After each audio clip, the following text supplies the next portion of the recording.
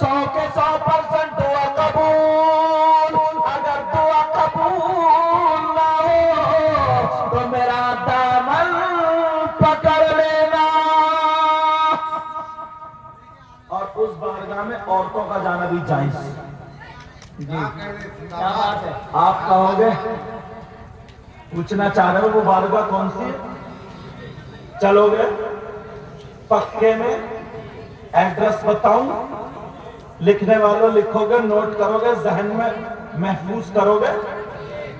سننا چاہ رہے تو سنو. جہاں پر بجا پر دعائیں قبول ہوتی ہے وہ بارگاہ کوئی اور نہیں ہے. جلسے میں آنے والوں سنو, وہ بارگاہ تمہاری ماں اور تمہارے باپ.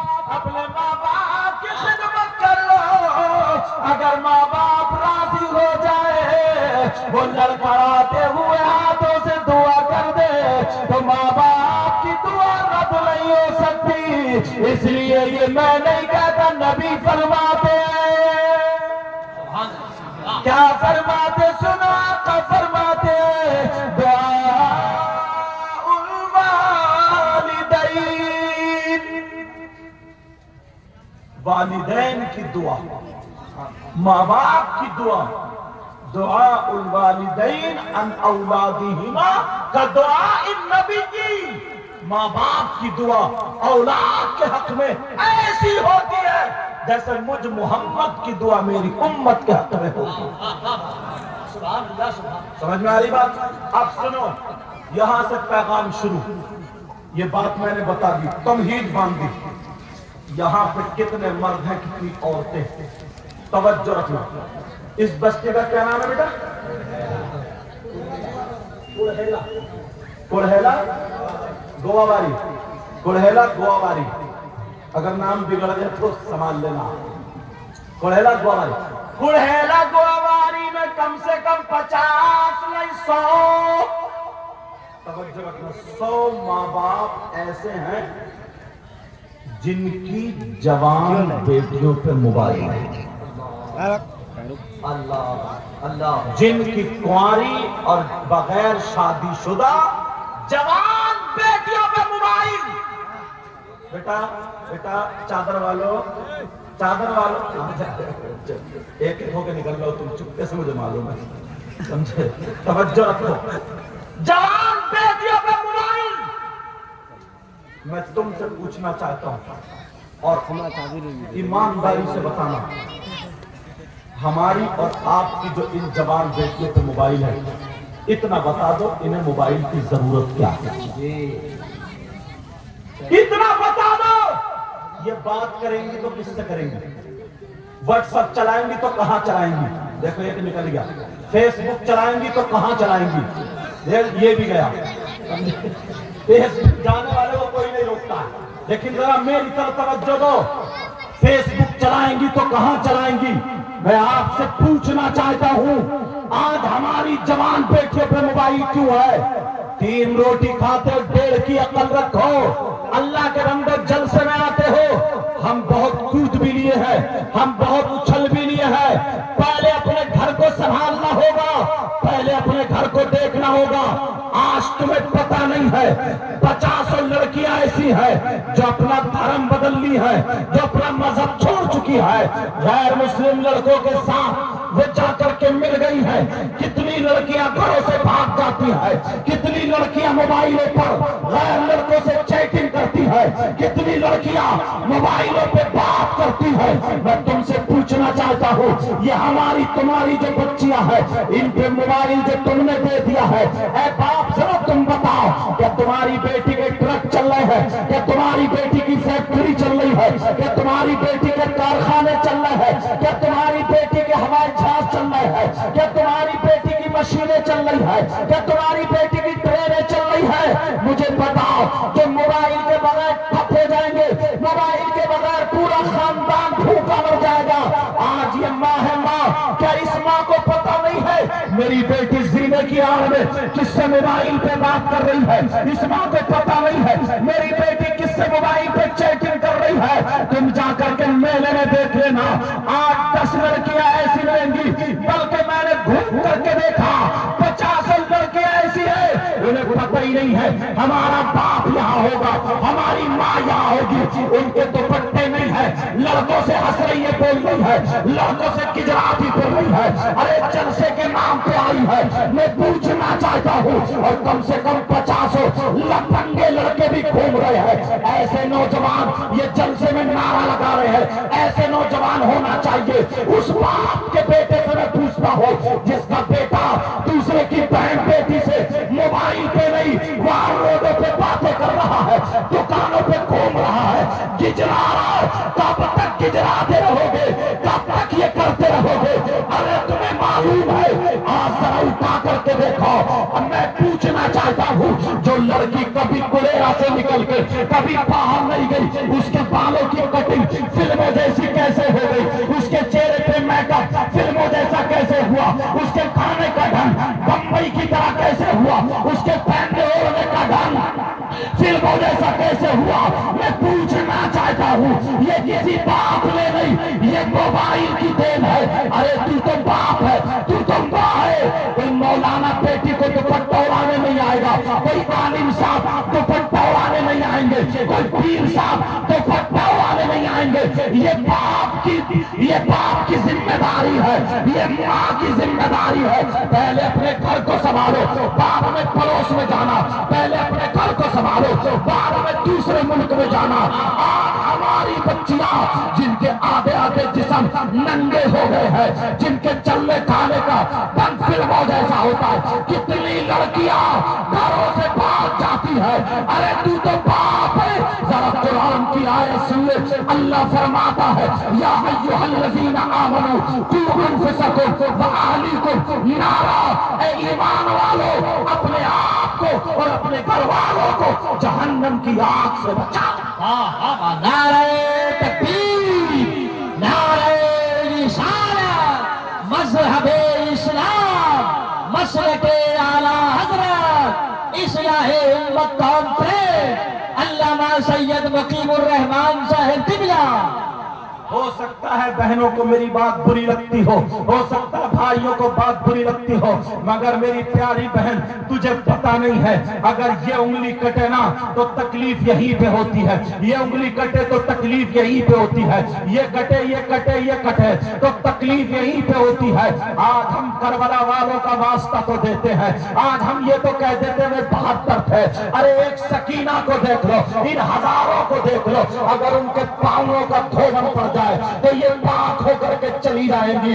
ارے تمہیں کیا پتا تھا وہ پردے کی رکھوالی تھی؟ تمہیں کیا پتا تھا وہ پردے کی دکھوالی دیکھنے والی تھی؟ اللہ اللہ سنو، اب مجھے یاد آنے لگی ہے وہ تاریخ کی تاریخی وقت یاد آنے لگا۔ ایک لڑکی لاہور کے قریب، نہ اس کا بھائی ہے نہ بہن ہے، اکیلی لڑکی ہے، ماں باپ کی بڑی چہیتی ہے، قرآن پڑھنے والی ہے، نماز بھی پڑھا کرتی ہے، مگر نئی نئی ٹی وی کا دور آیا تھا۔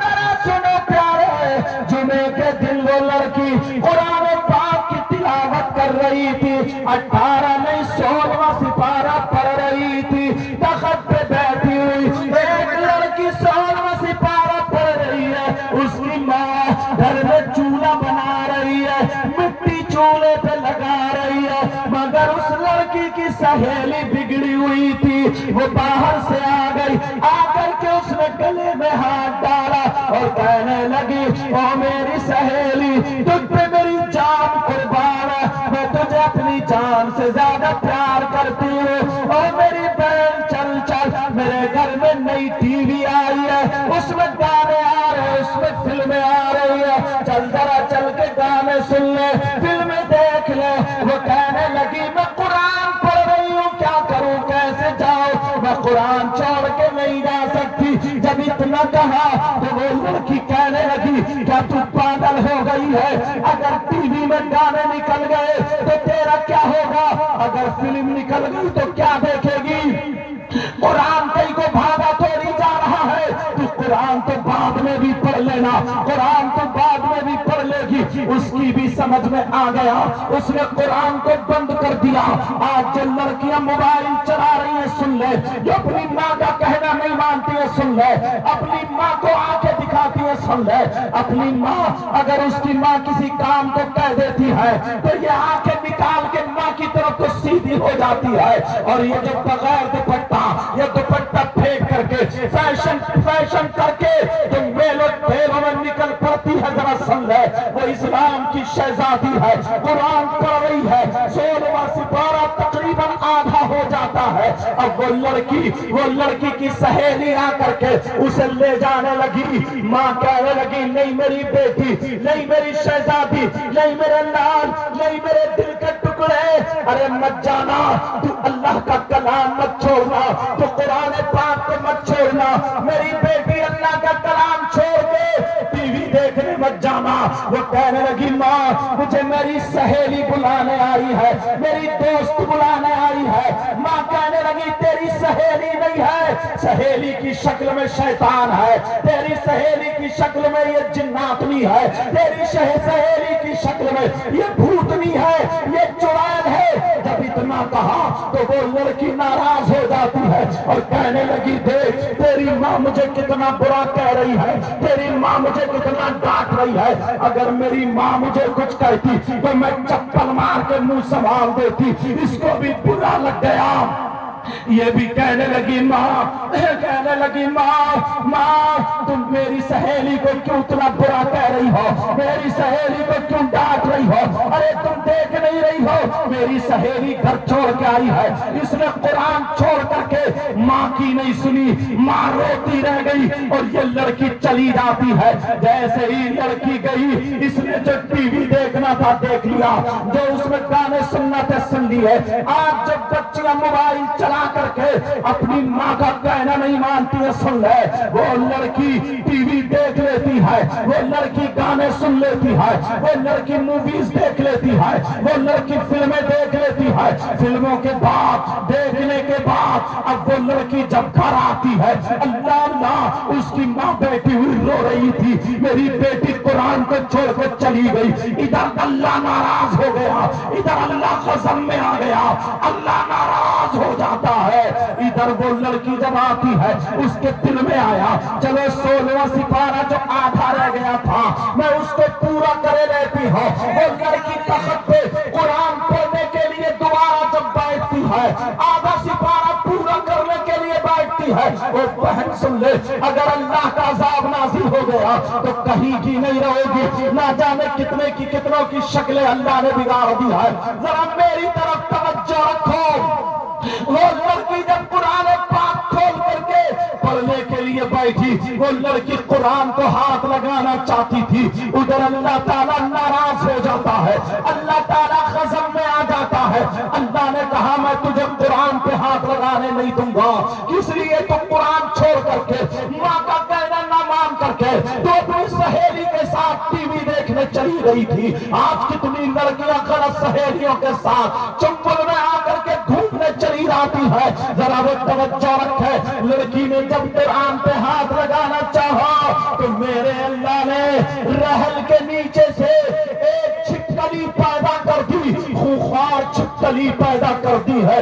اللہ اللہ اتنی خوخوار چھپکلی ہے، وہ اتنی زہریلی چھپکلی ہے، رحل کے نیچے سے چھپکلی نکلی اور اس لڑکی کی پیشانی پہ چپٹ گئی، اس لڑکی کی پیشانی پہ وہ چھپکلی کاٹنے لگی، وہ لڑکی رو رہی ہے، چیخ رہی ہے، چلا رہی ہے اور کہہ رہی ہے ماں مجھے بچا لو، ماں یہ چھپکلی مجھے کھا لے رہی ہے، بچا لو۔ ارے ماں بھی رو رہی تھی، ماں بھی ناراض تھی، مگر بیٹی کی چیخیں برداشت نہیں ہوئی۔ ارے ماں یہ چیز ہے تمہیں کیا پتا ہے؟ میری بچیوں سنو، ماں بہت رحم دل ہوتی ہے۔ ماں کی چیخ نکل گئی، کہنے لگی میرے بیٹے کیا بات ہے، میرے دل کے ٹکڑے کیا بات ہے، میری بیٹی ذرا بول کیا بات ہے؟ تو وہ لڑکی کہنے لگی ماں مجھے چھپکلی کھائے رہتی ہے ماں۔ جب ماں نے نکل کے دیکھا تو وہ چھپکلی اسے چپٹی پڑی ہے۔ ماں نے چمٹا لیا، چمٹا لینے کے بعد اس بیٹی کے پاس پہنچتی ہے، اگر وہ چھپکلی ہوتی تو ماں چھڑا دیتی، مگر اللہ کی طرف سے چھپکلی کی شکل میں یہ عذاب تھا۔ جیسے ہی ماں پہنچتی ہے تو ایک چھپکلی نہیں، پورے تخت پہ چھپکلی छिपकली, पूरे जिस्म पे छिपकली छिपकली, कोई लड़की परेशान हो जाती है।